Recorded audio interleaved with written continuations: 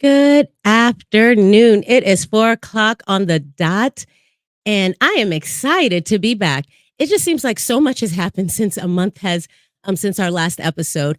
And so right now, Chris is in the back room just kind of finishing up some things. So in the meantime, my name is Tracy Justice, and I am your host for Finding Your HR Advocacy Voice, right? Because at the end of the day, it is our power. It is our power to be able to, understand how to engage in the legislative process. But we've got to be able to find our voice, right? Not really use the voice of someone else, but find our voice, find out what we resonate with so that we can be able to advocate on behalf of our interests as definitely HR interest, right? In the business communities we serve. Okay, so I'm going to go ahead and bring Chris on.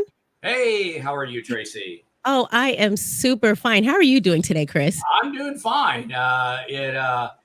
We finally got through our election in Indiana yesterday, so everybody can breathe a sigh of relief. You won't have to watch another political commercial for till probably September or so.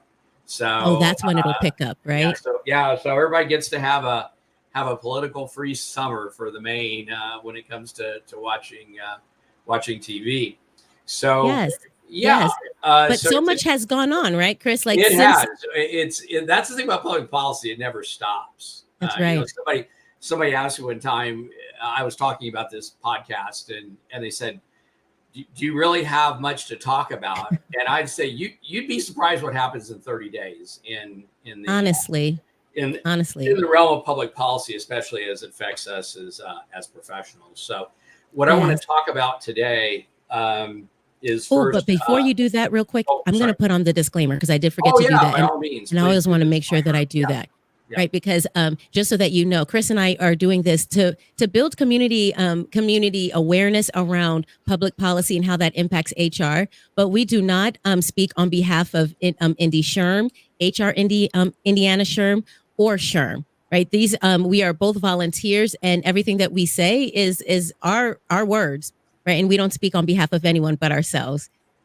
Okay, so. Definitely. Let's just jump right into it, Chris. Okay. What are some of the key things that have been happening?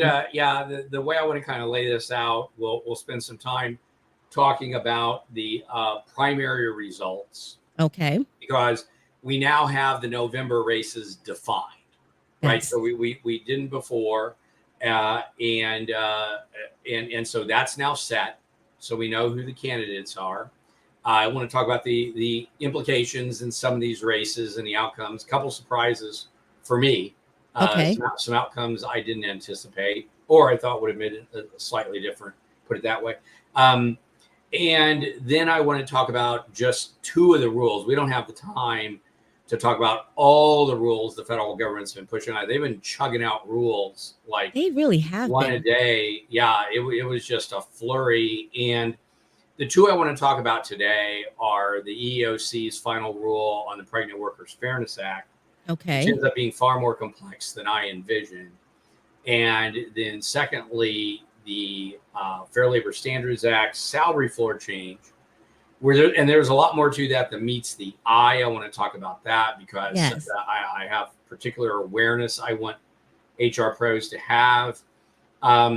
And then if we have any time left over, we can, of course, if anybody pops in and has questions, Tracy, go ahead and let me know. Okay. But definitely, because I am curious about the non-compete if we do have time at the end. About that, okay. All right. If we have some time, we'll throw in the FTC rule and non-compete. Fair. If we have some time, we'll throw that one. Yes. So let's go ahead and start out with the primary race in Indiana. And so the governor race, the Republican candidate is Mike Braun. You are probably everybody's aware that was a extraordinarily competitive race. Yes. Mike Braun is the current senator, one of the two senators from Indiana. The other one is Todd Young, and in his first term, and he elected not to run for a second term, and chose instead to run for governor. That leaves his seat open. And of course, the governor's seat is open because Indiana has term limits. Yes. So the most consecutive terms that a governor can serve is 2. Governor Holcomb will be wrapping up his second term this January, and so that's what triggered all of that. So Senator Braun announced that he would not be running for re-election for the Senate, instead for governor, and Mm-hmm. he has prevailed and won a tough race pretty convincingly, more convincingly than I would have expected. I forecasted that um, the former lieutenant governor Uh-huh. would come in second. She did. Oh, did I she? thought, Okay. I thought yeah, I yeah, saw I thought Brad Chambers came in Chambers would come. second. Pardon me? I thought I saw something that said Chambers came in No, he second. didn't. Oh, oh No, wow. he Okay. didn't. He didn't. He came in third, and both of them ran very hard races. I mean, there was a ton of money spent in this race. Braun was Braun started out behind largely because both Brad Chambers and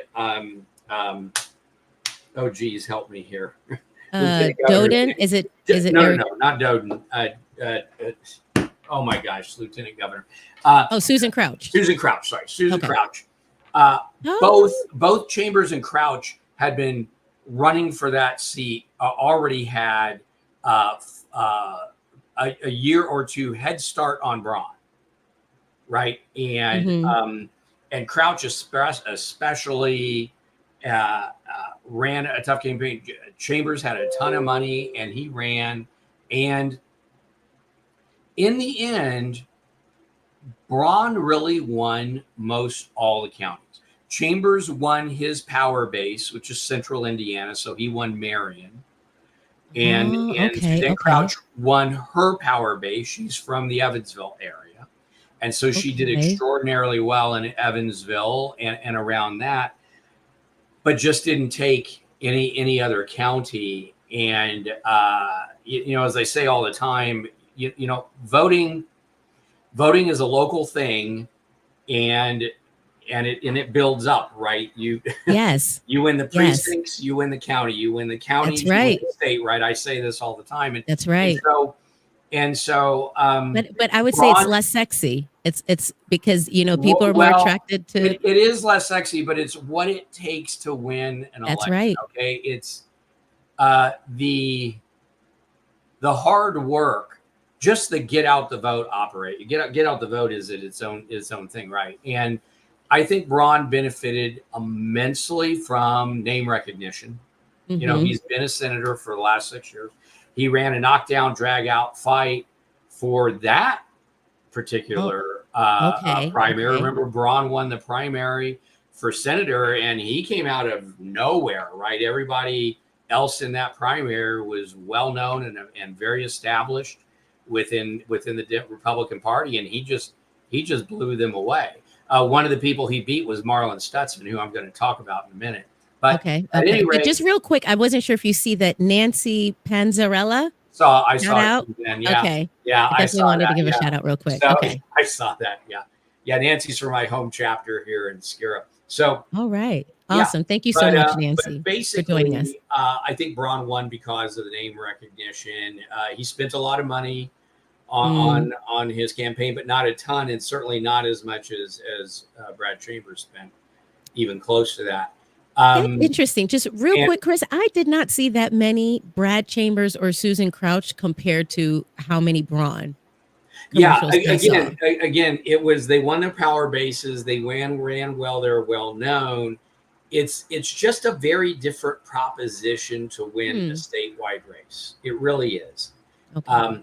Indiana is, people don't think of Indiana as a very big state, but if you've got to drive it from top to bottom, get a Snickers bar, right? That's a good solid 4.5 hours, almost 5, right? If you're going from the furthest south to the furthest north, Yeah. and even driving across it, it's a good solid good solid 3 or 4 hours. So, and 92 counties. Remember what I said about you win the counties? Well, there's 92 of them. We got a lot of counties. Yes. So, it's just a different proposition, and I think having to run for senator really prepared him well. He knew what it took to win the state, Interesting. just from a different perspective. So he's in. Okay. Okay. The Democrats now have their candidate, and that is Okay. Jennifer McCormick.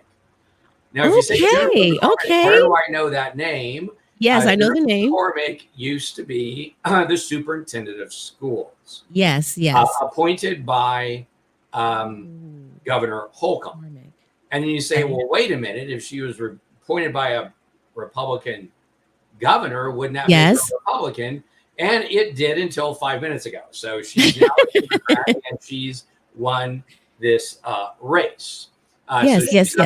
She's up against Mike Braun. This is not going to be a legitimate contest in the sense that, her really pressing him and things like that. She's not run for statewide office really before. The superintendent of schools thing is different. She was appointed as opposed to actually running. So it's a different sort of thing. I think it's very hard for someone who's not run for anything before to step into the ring and run for a Senate race, especially in a state that is Republican, +6 or whatever it is, right? It's a tall order. I'm not throwing shade on her. I'm just saying that you're asking a person who's never done to then do it against somebody who's done it a couple times. Who's a powerhouse somewhat. Who's a powerhouse. But what about this? Because I've noticed that, there are people that are tired, right? That, that'll say, oh, well, I want some change. I want somebody who's different. And if she was conservative before, and this is a conservative it depends on the campaign she runs. Okay. Right? Okay. Depends on the campaign she runs. Okay. Now, the challenge is, and you probably saw this in almost every commercial that I saw run that were Republican commercials, and I get my TV out of Central Indiana, so maybe the Democrats ran commercials up north, where I don't get that TV, and I didn't see it, so I just didn't see Democrat commercials.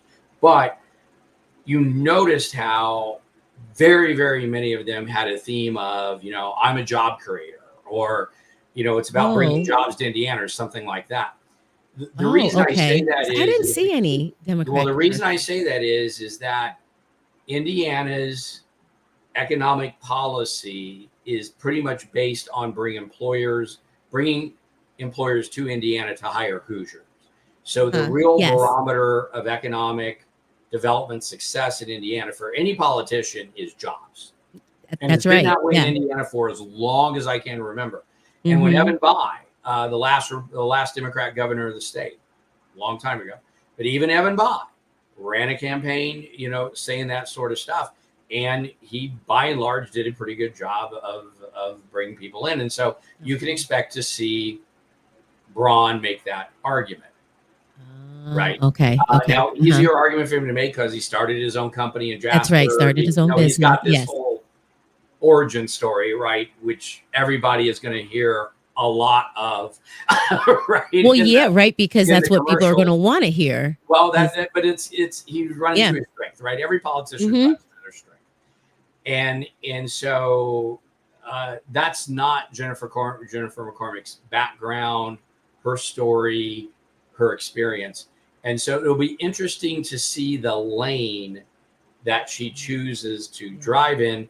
And I was interested to see how Eric Doden would do, because Doden chose a lane that was very, very different.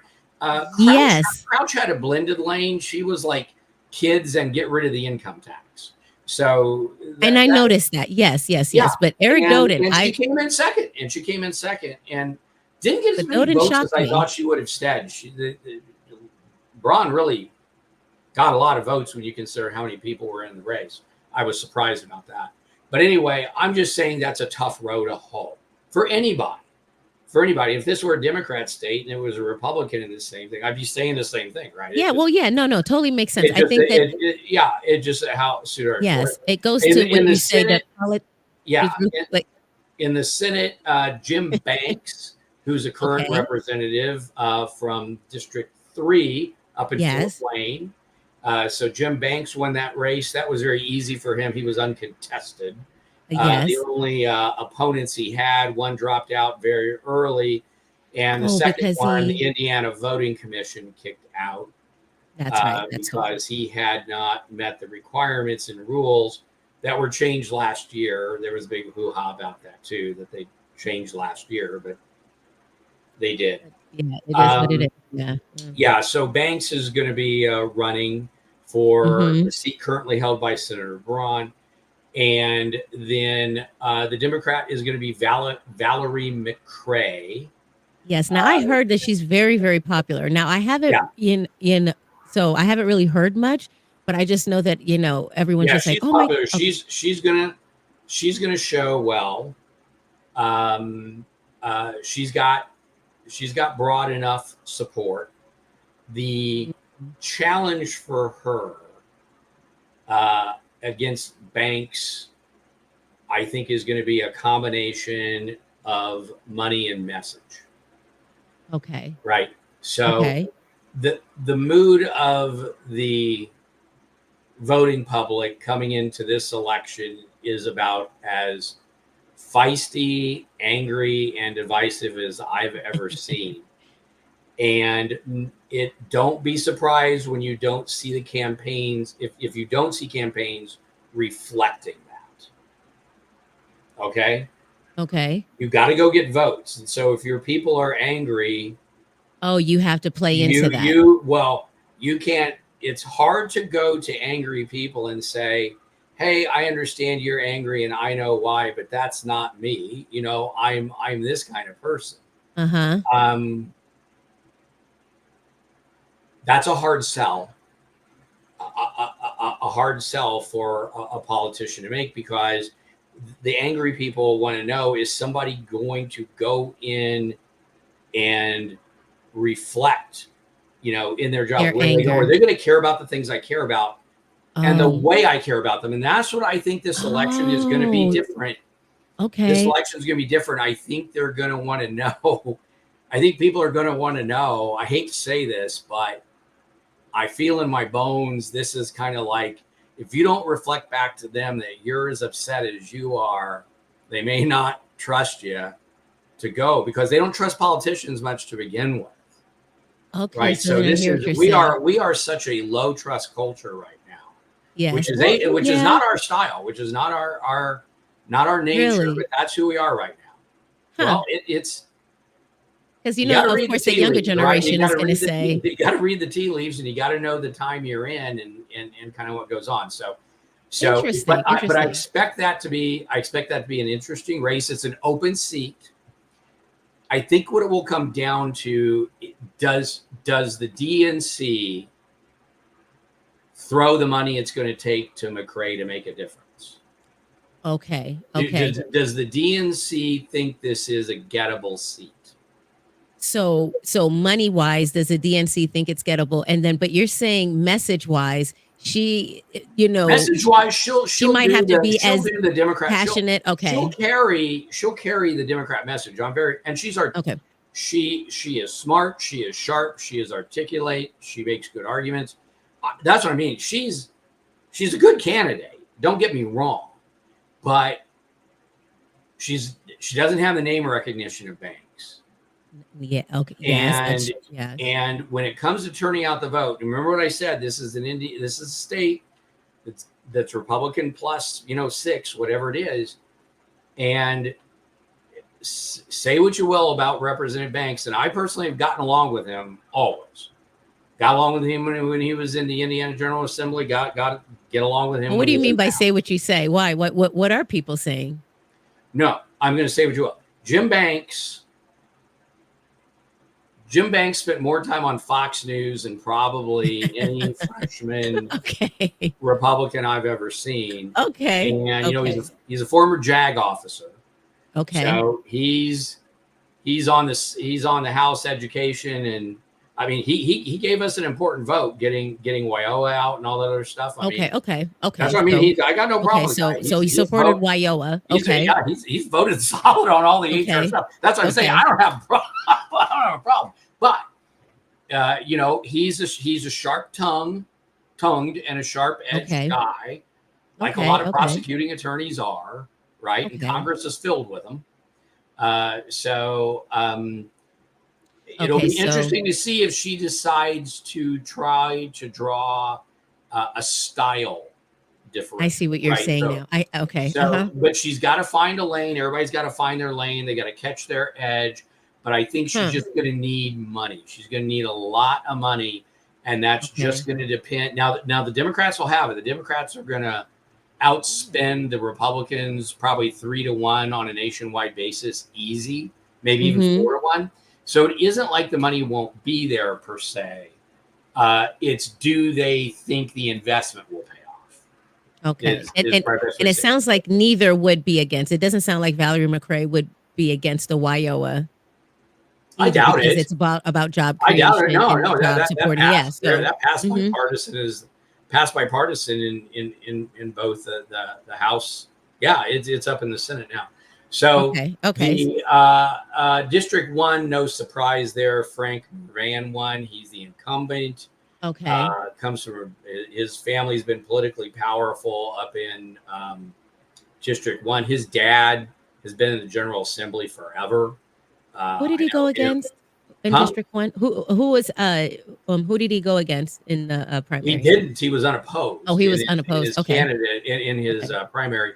He's going to be up against Randy Niemeyer. Niemeyer in up in that district. That's one is like plus 12 Democrat. I just don't see that panning out.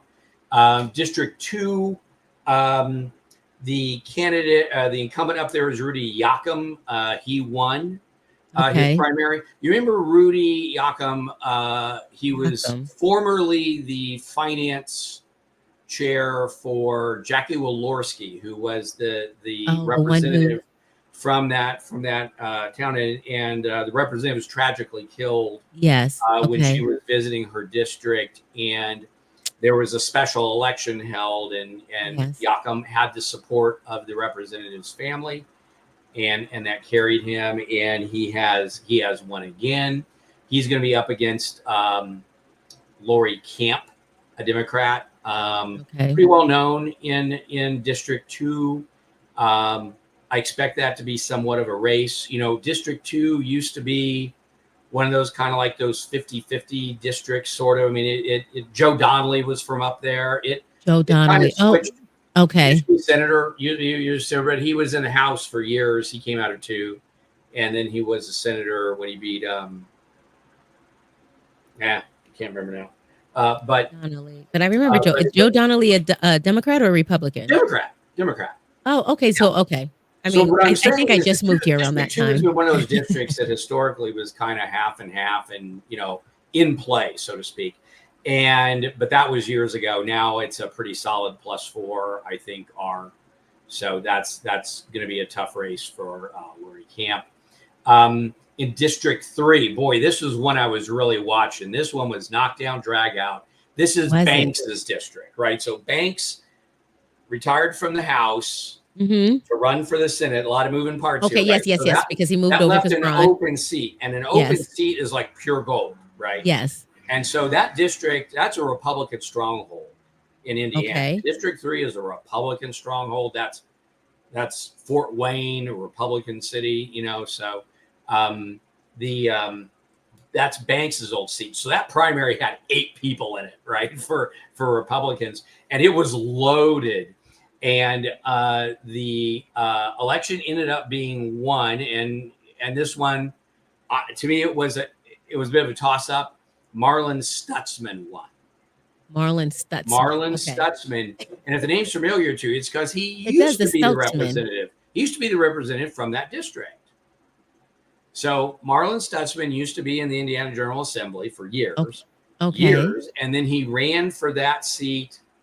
I can't remember who retired now. I forget. But anyway, Stutzman ran. This is some time ago, right? So Stutzman serves, I think it was 2 terms. I think he served 2 terms. And then he resigned to run for the U.S. Senate. In the crowded primary that Mike Braun ended up winning. So he had resigned from his House seat, and so he left that. And that's how Banks got in. So that Okay. was an open seat when Banks went in. So now it's an open seat again, and Stutzman is back Going in, back and for he it. won the Okay. primary. I really thought Andy Zay, who is a Andy long time, Zay. yeah, Isn't he a committee chairman or something, or yeah, education? Oh, long time representative from up there. I thought he had it. I thought that was really going to be a close race. It was not. Stutzman one going away. But again, he's been wow. representative there. He had name recognition. Okay. Okay. I'm sure he was able to pull his ground game back together. I mean, it. Wow. I was Now I'm really unsurprised. shocked about that because Yeah, I think I was because the name unsurprised. Andy Zay sounds very, like, I that thought was a the high entire name, I race there thought. wasn't. So Marlon Wow. Stutzman won that race. He's going to be up against Kylie Adolph, who I've never heard of before. Which Okay. doesn't mean she isn't Yeah. a credible candidate. I'm just saying I don't know who she is. Okay. But again, that's like a plus.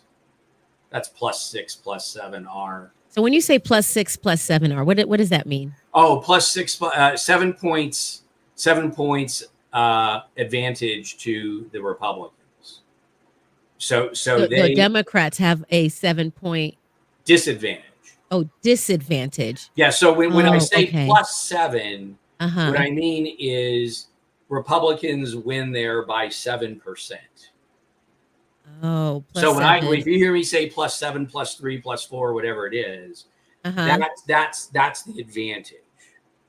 Okay, So that's in the political advantage. terms, if you win an election by 4, that is a super solid win When you say by 4, by 4 points. 4 points. Okay, Every time I say a number, I mean a percentage point. So okay. so if I'm saying that that's a +7 district, that's hard That's to really overcome if you're the other okay. side. Okay. If you're the other side. So Okay, anyway, okay. so that's That's helpful. Kylie Thank you. Adolph up there. Sorry about that. My bad. Yeah, always. I'm glad you always catch me on my jargon. I appreciate that. So in District 4, the incumbent there was Jim Baird. He won, no surprise. Now I was really shocked because that was my district. And Yeah, yeah, so so yeah. he didn't have any. It was no trouble, and he's going to be up against Derek Holder. My projection is that Barrett holds on to that seat. That's a plus +4 or 5 our district. District 5, this one, oh my gosh, this was the ugliest race in the state. So this was Victoria Spartz against Chuck Goodrich. Oh my, but I was shocked. Spartz won. But yeah, but this, yes, this was like I would watch the commercials. I was like, wow. Yeah, it was a knockdown drag out. So the one that made this one super complicated was that Representative Spartz, who everybody thought would run for re-election, threw a rim shot and everything and announced pretty early on I remember she wasn't running again. Yes, I remember that. And yeah. So Chuck Goodrich and the other dude, I forget his name. So boom, the minute she says she's not running, these guys start raising money and they're going to jump in the rate, and it's an open seat and yes, and plus 3. I think that district's +3 now. +3. Okay. +3, I think are.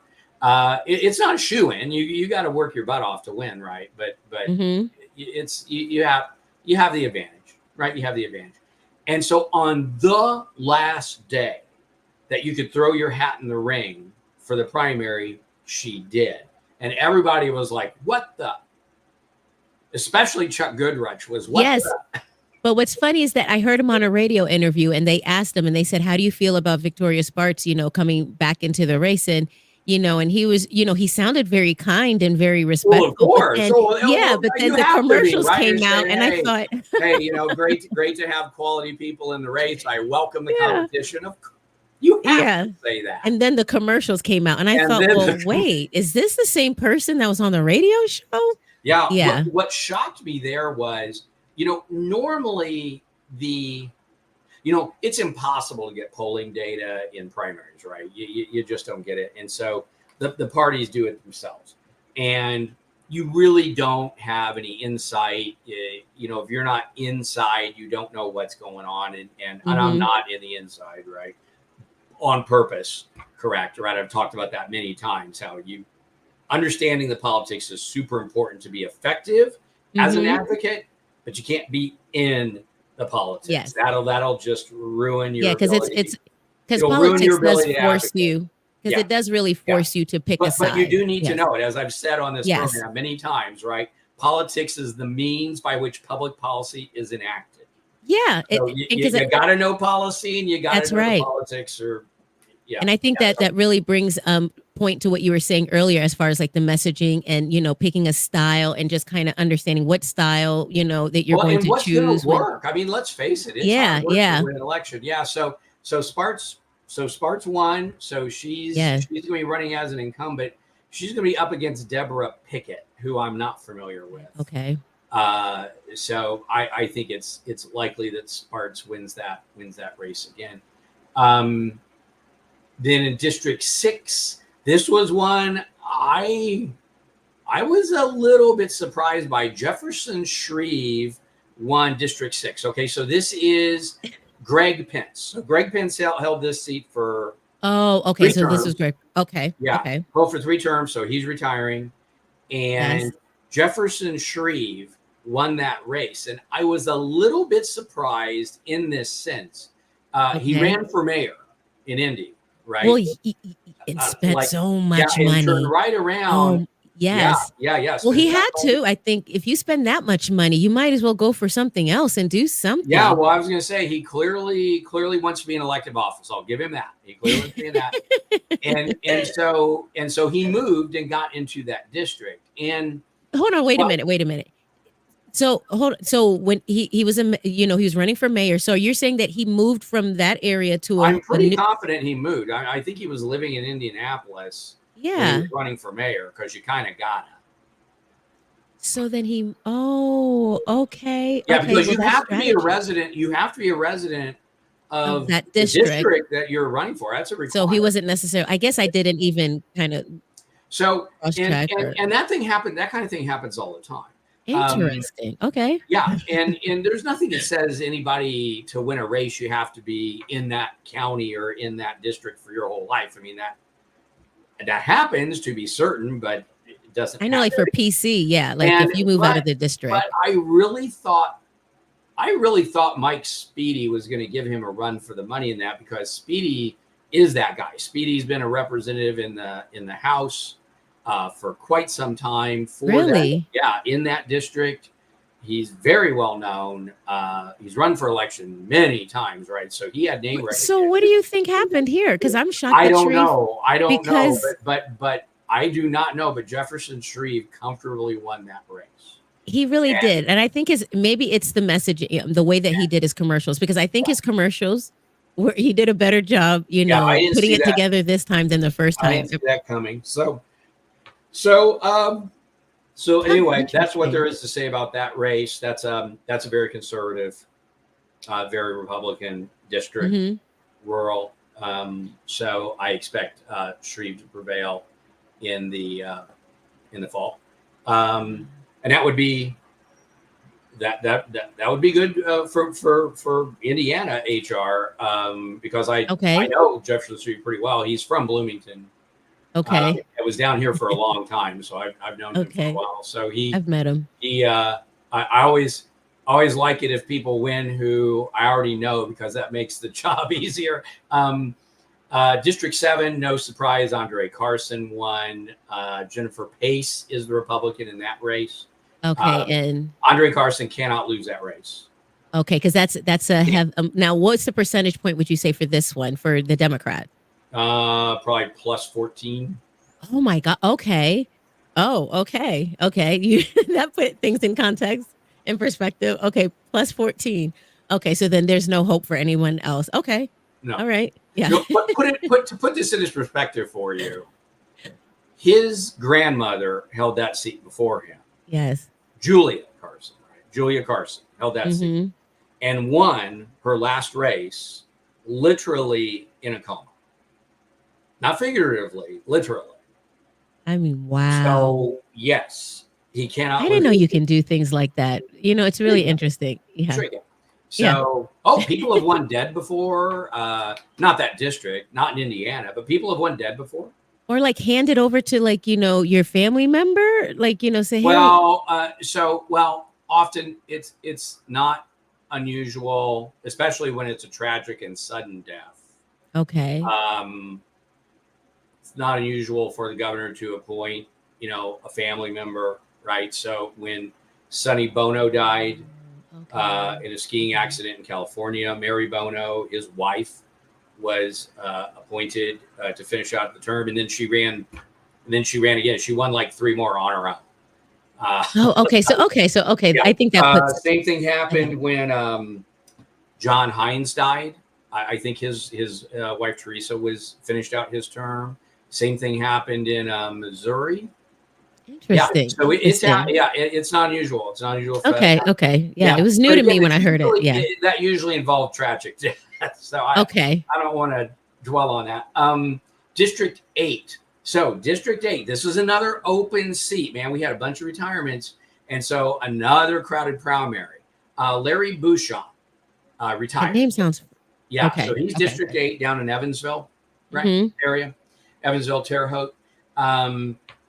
And I was thinking, man, when Bouchon was retiring, I was like, wow, I guess that's right. And he has been there a while. And then it gave me a pause because I suddenly remembered that I started doing this job the first year he came to Congress. Oh, and then he retired. So you're Yeah, like, he retires, and I'm like, what does that mean? yeah. No. I was like, well, I was thinking that does make you feel old. It does make you Oh, feel old. wow. But anyway, I Wow, that's really digress. cool, Chris, though. So, I mean, you've seen some so changes. Mark Messmer won that race. Okay. So Mark Messmer has been around a long, long time. Okay. He's represented that area in the Indiana. He represented in the Indiana House, and now Okay. he's in the Indiana Senate. And he beat another big Republican named Hostetler. Hostetler is a big time Republican name in Indiana. And he beat that name. He beat How? that name. He What do beat you that what do you name. what do you So yeah, think? so Mark Messmer is in that. That district is not as Republican as it used to be. In redistricting, it picked up a few more D stronghold precincts. But Okay. I think Messmer, super experienced politician, has run a ton of elections. Yes, it's a step up to win a district, to win a congressional Okay. district, but And Messmer is Republican. yeah, he is. Yeah, Okay, and but not as yeah, you and I expect him to win that. I expect him to win that race. Okay. He's going to be up against Eric Hurt. This is Hurt's first time running for this race. Uh-huh. The guys who usually run in this race, and I forget their name, but it was always one of the same two guys that were up against Bouchon forever. And then they were in this primary again, and they didn't win. So I guess the Democrats decided they want somebody else to have a shot. So Eric Hurt is going to be the one running. And then in District 9, the last district in the state, Aaron Houchin, who is a first-term incumbent, so she won her race pretty handily. This is going to be an interesting race to watch. She's going to be up against Timothy Peck, who is both a doctor and an entrepreneur. And a Democrat. Very successful businessman, is going to clearly run on economic opportunity and stuff. That's what it sounds like. Yeah, under the Democrat name. Yes, that's correct. Okay. That's correct. And so that's why I say it's going to be interesting race. Yes. Watch that one because it'll be interesting to see how he threads that needle. Representative Houchin, for her part, very much reflects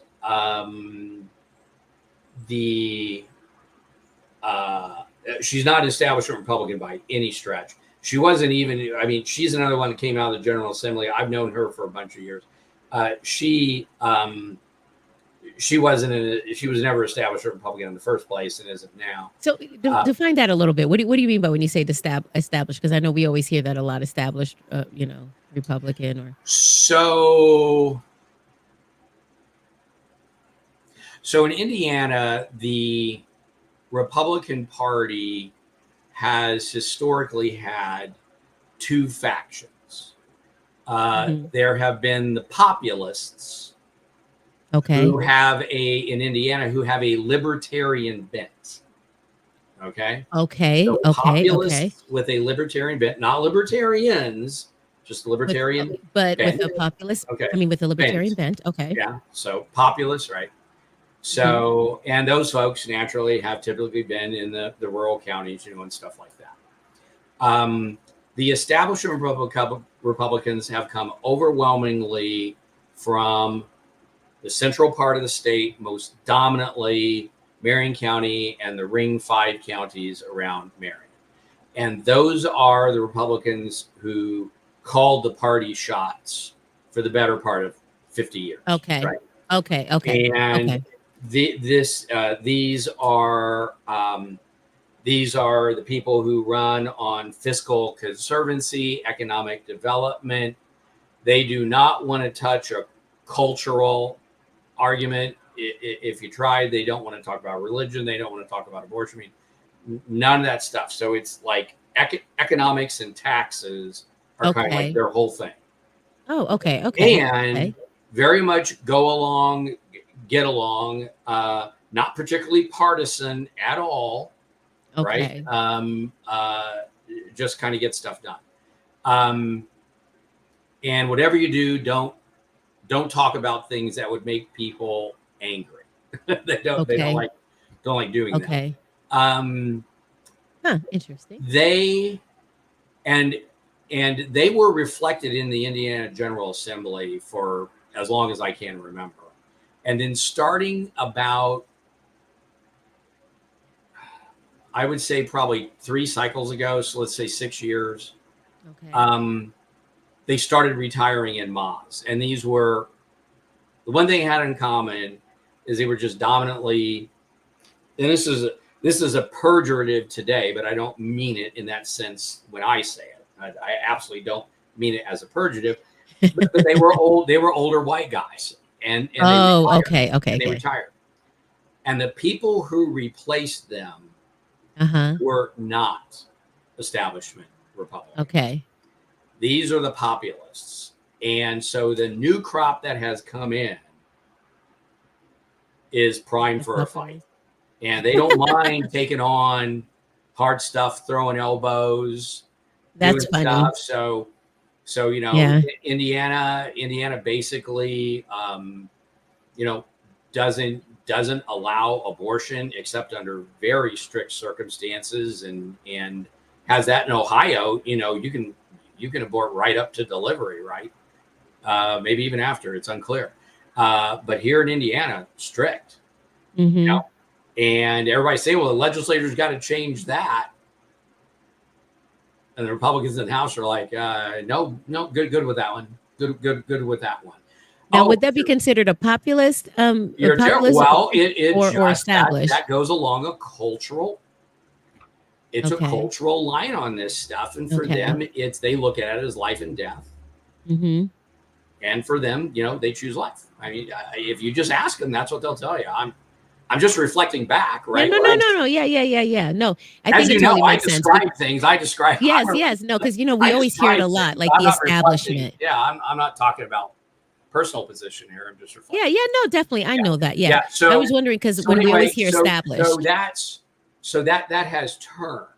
And now 6 years down the road, that's going to have implications for who goes to Congress, because in Indiana, it's very, very common in both parties for people to pretty much follow the route. So you run for school board, you win that. Then you run for the Indiana General Assembly and the House, and then you win that. And then you do that for some time. And then you run for the Indiana Senate, and then you do that for some time. And then you run for Congress. Okay. So what I'm basically saying, usually in Indiana, who's going to go to Congress in Indiana is probably somebody in the House, in the U.S. House. The Indiana House and the Indiana Senate, the General Assembly in its whole, is someone likely who's in the Assembly today. That's going to move up because it's a natural progression. You have a changing of the guard. Either way, it doesn't matter. And there's always a changing of the guard, because in case you've noticed, most politicians stay in office, hold on to it for dear life, you just look at the average age in Washington, D.C., it looks more like a retirement home. I mean, they've got a tight grip on it. Yeah. Uh-huh. Yeah. So that's the nature of things, right? So when you get a changing of the guard, it pretty much implies that, they're going to be around for at least a while. And that's why I pay attention to this stuff. I'm looking for the characteristics of those folks because I have to get a sense of how am I going to work with them effectively. That's right. If you've That's got right. that point of view, if that's where we're looking at stuff, how do I need to present and how do I need to come across in such a way that the message that we're trying to bring, the support we're trying to get, falls the right way. Yes. Right. It's about communication. That's all. Yeah, it really is. And it's about getting to communication. It's about persuasion, right? And yes. And you can't persuade somebody you don't understand. And so that's why I go to great lengths to understand. And so yes. So that has changed in Indiana. Houchet is not established Republican, and Banks is not established Republican, and you just go down the line. Okay. These folks, don't no, that's mind. helpful. Here's the point. Here's the point I'm making. They do not mind a scrap. They don't. And the establishment Republicans, a scrap was a bad thing. Scrap is a bad thing. Scrap means somebody's losing money. It's friction. It's you're pissing somebody off that might. That is so funny. Okay. No, this is really good, Chris. A real good example of this economic development. You may remember a couple years ago, I was in this threw wrenches into stuff we were trying to get done. Governor Holcomb said we have to have our version of a Pregnant Workers Fairness Act, right? In Indiana, remember that? Yes, and came down with something that was just cockamamie as the day is long, and it ends up getting defeated. But that all came about because some company we were trying to recruit in Indiana said, well, you guys don't protect pregnant workers there. So we're not, you guys are off the list. And, interesting. Nobody in the governor's office said, well, have you ever heard of the Pregnancy Disability Act and the Family Medical Leave Act and the ADA? And guess what? Those were all federal acts that we follow. So apparently they didn't make that argument, but and that's why what we do is so vital, right? To be able to and so make those relationships and educate. Happened. This is what I mean about friction. You see what I mean? Yes. Friction happened. It was perceived that cost Indiana economic opportunity, and then the establishment Republicans are all like, "Well, we got to fix this. We got to fix this right now. Next General Assembly, man, we're getting this bill through." And I was like, not that one, not that one. I mean, maybe a different one, but not that one. And so I testified against it, right? Yes. Yeah, but that's what I mean. That's what I mean about not wanting friction, and everything conforming to economic development, right? So it's really reflected. Towns and cities in Indiana can't set their own environmental rules, can't set their own minimum wages, can't do, because Indiana's economic development posture is we have 92 wonderful counties in the state. Plant your flag wherever you wish. And guess what? The laws won't change. You're going to be playing by the same rules everywhere you go. So you got 92 choices. Be my guest, right? Yes. That's Indiana's economic policy development argument in a nutshell.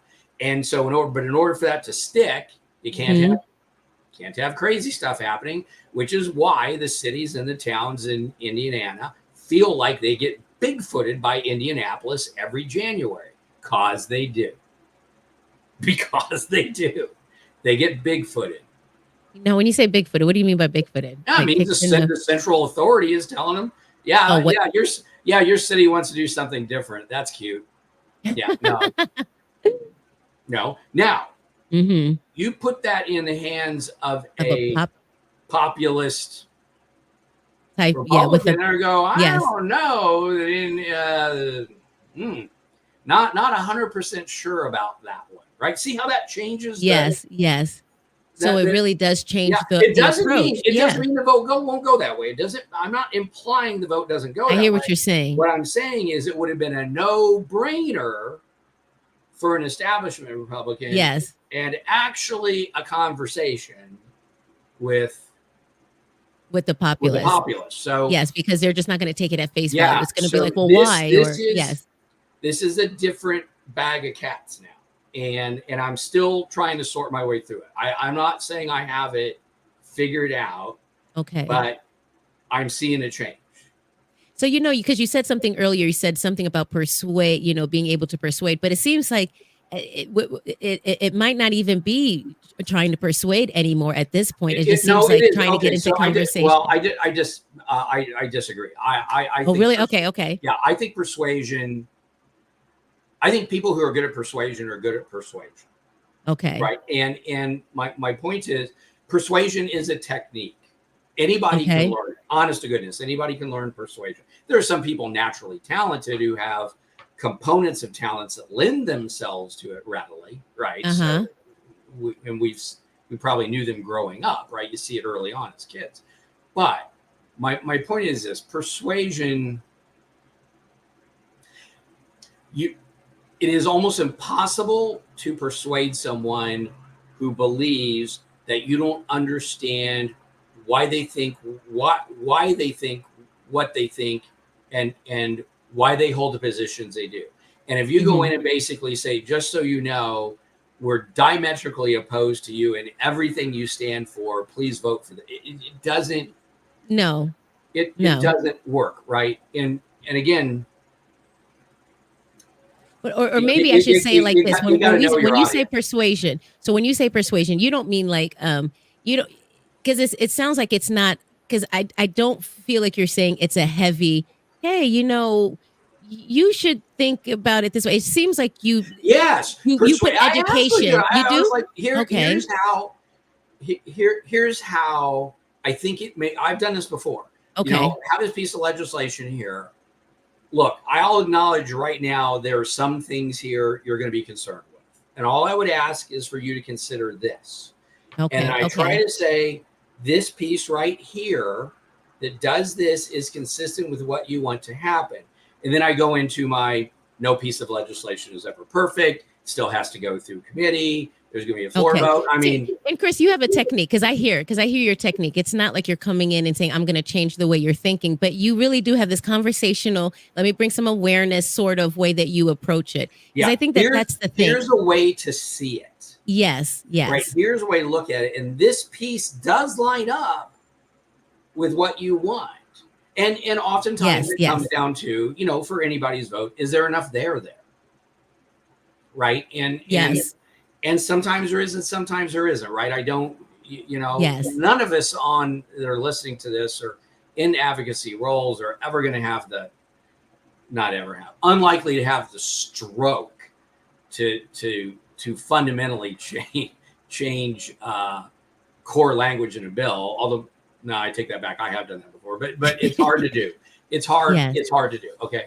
So anyway, we're taking a lot of time here, but anyway, so that is how we're teed up in November. So that when we do this podcast again in November after the election, we'll know for sure who's in office. We'll know who's on first and all that other stuff. And then the table will be set for the next 2 years in the House.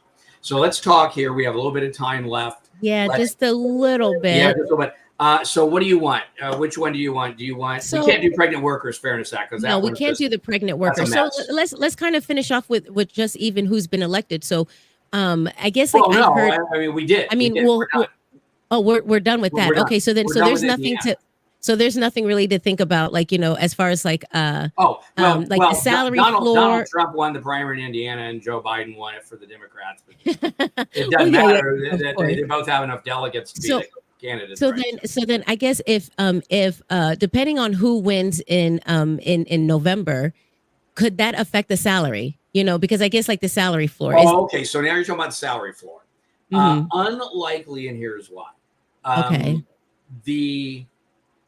The administrative rulemaking process that the Biden administration's Department of Labor carried out, in my mind and how I've seen it, has been bulletproof. They did everything they were supposed to. So they did, basically the Obama administration did like 5 shortcuts, and that's what got it kicked by a judge who basically said you didn't follow the rules. It was a technical Oh. decision, right? And so the Biden administration, Department of Labor, did not make that mistake. Oh, so this So is these rules are fairly sticking. done. They're pretty Oh. sticky. Now, we have not yet seen, but I expect a challenge to what's going to happen relative to uh, the salary floor, because the salary floor is going to be 58,656 on January 1. But Mm-hmm. first time this has happened, there's actually a midpoint standard employers have to hit that by July 1. And yes, I said July. Oh, 2 okay. months away. Okay. 2 months away. That minimum salary floor has to be 43,888. Hold on. You mean this July? This July.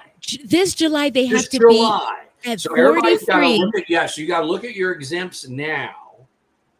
Oh. And everybody's got to be at that, or they will fail the salary test and you can no longer treat them as exempt. Okay. Now, What? yeah, I don't hear anybody yeah. talking about this. Okay. Plus, this is a 60. The whole thing, the 58,656 on January 1 represents a 61% increase over the prior floor. I mean, it's monstrous. Yes. So a couple things here that I think HR pros are going to have to look after. So I expect a judicial challenge to the July 1 date, in that they're giving employers just no time to. Yeah, no time to get this together. But I encourage HR professionals, while you have to hit that mid step, you really need to keep in mind, don't just think, we'll just do that and then we'll tackle the rest later. I think you need to think about it holistically. And here's why. Okay. And one more thing about this rule before I forget. To me, one of the biggest changes of this thing, everybody's been talking about the money, which makes sense. Okay, I get it. But the most important thing for me that happened in this rule that has never happened before. Okay. Congress, the Department of Labor has raised these rates before. That's happened. And very recently, right? The Trump administration did that. Yes. What has never happened before that's in this rule is that every 3 years, that salary is going to go up based on the average salaries that the Bureau of Labor Statistics reports for Southeastern U.S., which is our lowest cost labor. Well, we'll see what Florida does in the next few years. Now it's the third largest state in the nation. I don't know, those wages will stay where they are, but be that as it may, that's it. Here's the big call out. It's labor costs are now on a permanent escalator. Okay. They're not going to go back. They're not going to look. It's not going to be 5 years. It's not going to be 7 years. It's going to be 3 years. Okay. Your CFO knows it's going to be 3 years. So what's happened is, anybody in accounting, you don't even need an accounting degree to do this one, right? You just plot this out through the next 6 years. You can look at how it's discoverable. You can look at Southeast US, wages, historical, and kind of get your number from doing that. Site and change the toggles, and you can do this too, right? And you can get a pretty good idea windage wise of where those labor costs are going to be at the very same time that AI is about to blow into the labor arrangement like a tsunami. And the one thing that every CFO also knows is that the quality of technology improves, doubles about every 2 years, Moore's law, and the costs drop. So that the computer power, the computing power, the capability goes up, and the cost of having it go down, which is why all of us carry supercomputers in our hands. Right. So it's just really interesting what this is going to look like. I think you were saying earlier, I'm very 6 concerned. years. I think you got to think this over. And here's another thing too that HR pros need to think. You got to put your finance and accounting hat on here, even if you've never been in it. You got to see it through their eyes in this fashion. It's not simply about complying with the new rule. What you have to realistically ask yourself is, okay, if I have to pay $58,656 to get this job done, notice I didn't say anything about the individual performer. I said nothing about the worker. I'm saying and I've been a controller, so I know how to make these arguments. If you're going to tell me that I absolutely positively can't pay 1 penny less than $58,656 to get this job done, to keep it exempt, if it's not worth it to me to pay that amount to get that job done, then I'm saying, boom, they're punching a clock, and I'm putting this labor rate down where it makes sense to get that job done. And you see people doing that. Yeah. You have to ask that question, because if you just roll in and say, hey, it's a federal law, we got to comply, they're all going to go, there's no law that says they have to be exempt. Right? Because remember, this is totally irrespective of the duties test. Yes. If you pass the duties test but fail the salary test, person isn't exempt. Pass the salary test, fail the duties test, person is exempt. It's a two-pronged two-part. Yes. So I strongly urge, do not simply think about this as, holy cow, we got to comply. True. But you have to ask yourself the question. Yeah. And I think it is the perfect time to really start looking over the roles and really making sense. Against the backdrop of CFO knowing, and these costs are going to ratchet up again in 3 years. Yes. For sure. And then if AI is not kind of, not sort of, for sure. And if AI is taking, and if there's ways that AI can be useful in the organization, it might be looking at ways that AI can be. Well, I don't know, maybe that's a whole other conversation. But to look at this stuff, right? You say, if I have to spend this money, right? Because this is what happened in California. This is exactly what's happening in California. The fast food operations are being automated very quickly. And the reason they weren't automated before was because the labor was cheaper. Your installation costs of technology is very high. Now, the payoff on the back end is enormous, right? But your installation cost, your acquisition cost is high. And so for everybody else, it was like, yeah, it's the wave of the future. It's probably where we're going to go. But, it'll cost me X to do that. And my labor cost is here. So pass. And the California legislature says, no, your labor cost is here. And now all of a sudden you go, those are close to the same. Yeah, I guess I'll automate. See, because I have to, legally, I have to comply.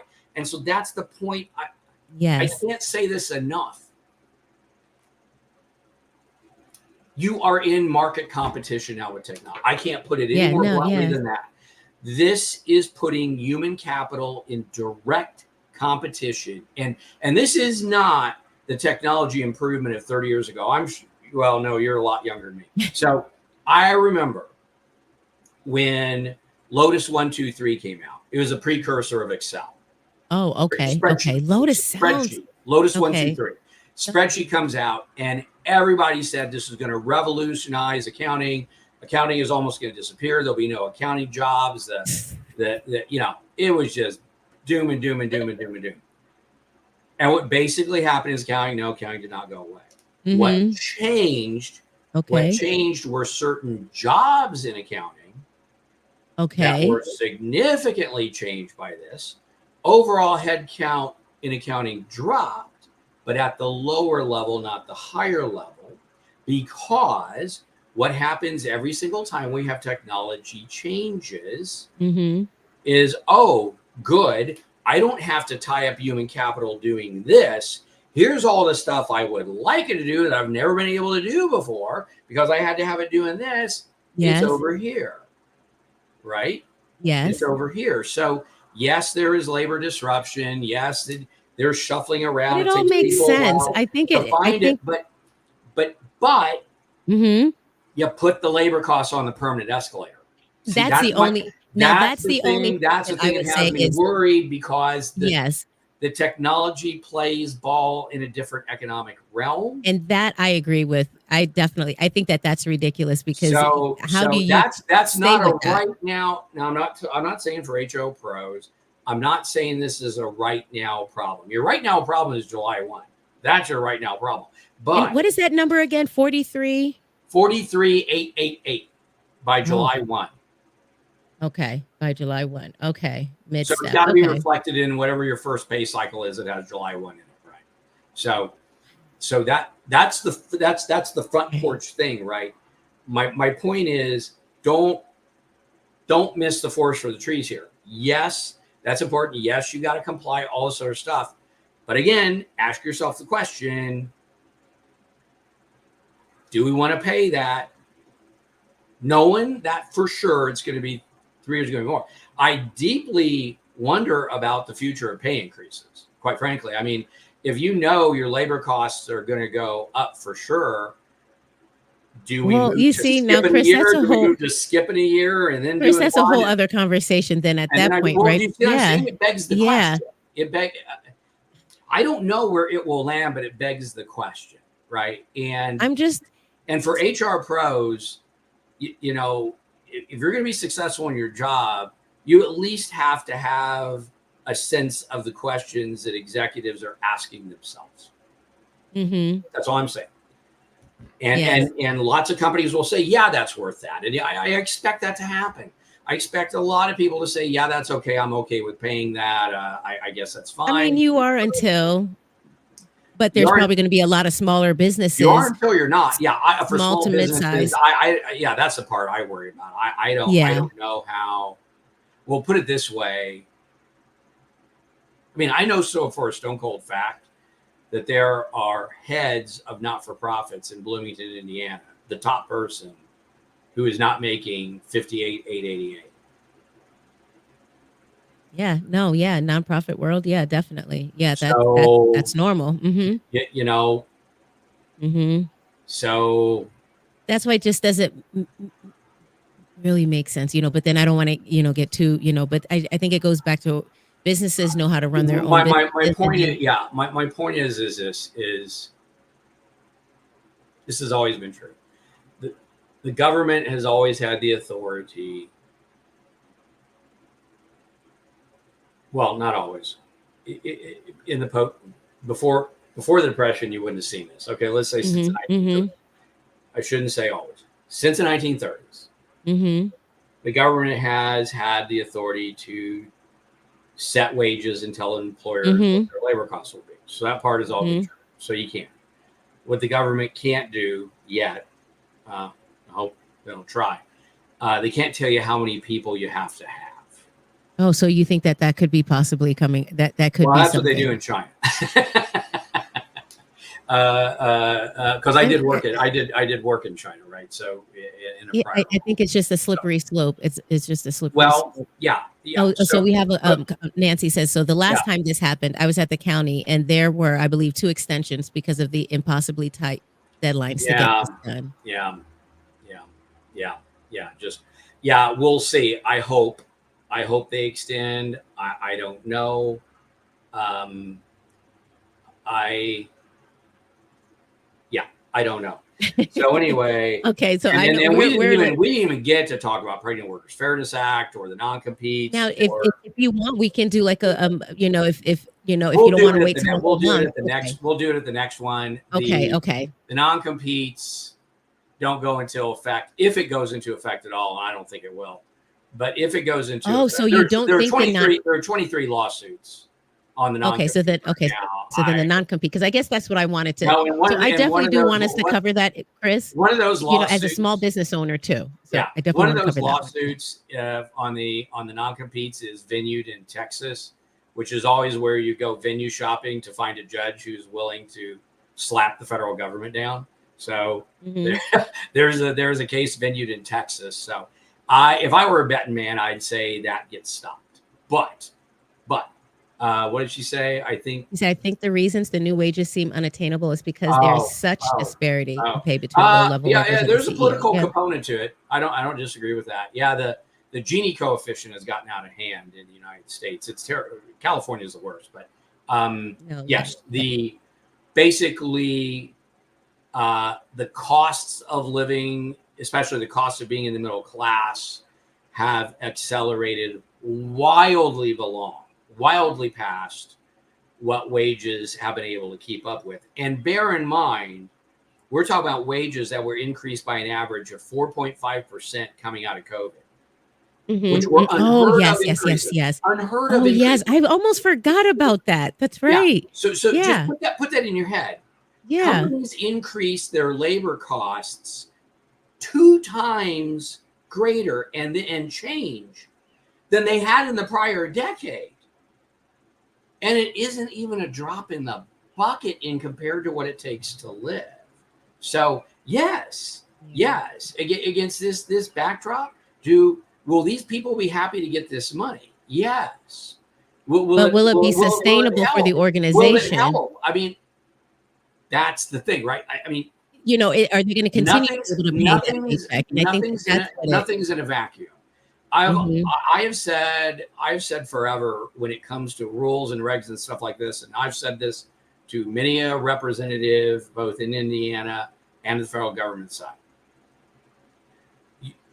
Just think a minute and understand that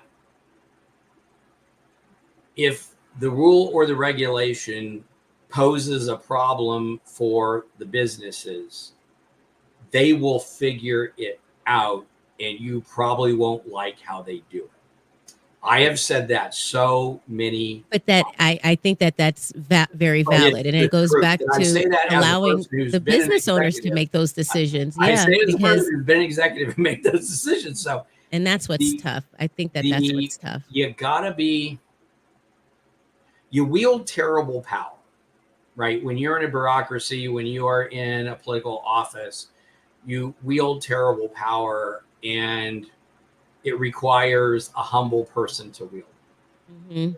And then, And it since we are at 5:11, I figured, okay, yeah, I gotta you know, go. I've got to no. bounce. I got a commitment. So thanks very much. So no, So so the next show, yes. we'll pick up. Well, we'll cover the rules we didn't cover, and then Yes. anything else. Okay. All right. Yes, Thanks yes, so yes. much. Bye. No, thank you so much, Chris. And Yep. so thank you so much for joining us. And until next time. All right, Yep. bye.